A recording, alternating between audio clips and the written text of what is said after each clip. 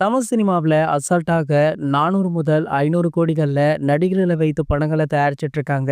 ஆனா தயாரிப்பாளர்களுக்கு அது லாபத்த கொடுக்கிறதா அப்படின்றது இன்று வரைக்குமே ஒரு புரியாத புதிராகவே இருந்துட்டு இருக்கு.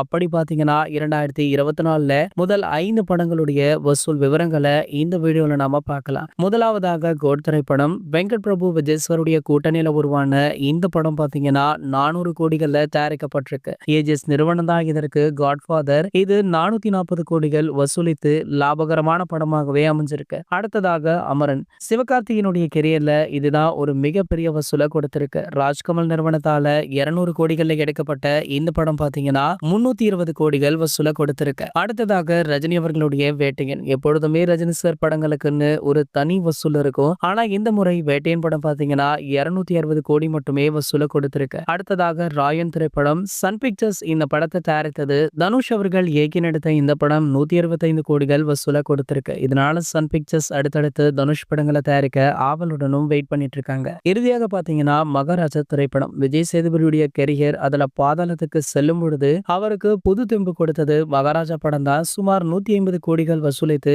இது வேற லெவல்ல ஹிட்டுமே கொடுத்திருக்கு. இந்த வரிசையில உள்ள 5 படங்கள்ல அமரன் திரைப்படம் தான் ஒரு மிகப்பெரிய லாபத்தை கொடுத்திருக்கு. இது போன்ற சினிமா செய்திகளை பத்தி நீங்க உடனே தெரிஞ்சுக்க நம்மளுடைய தமிழ் நியூஸ் எக்ஸ்பிரஸ் சேனலை மறக்காம சப்ஸ்கிரைப் பண்ணிக்கோங்க.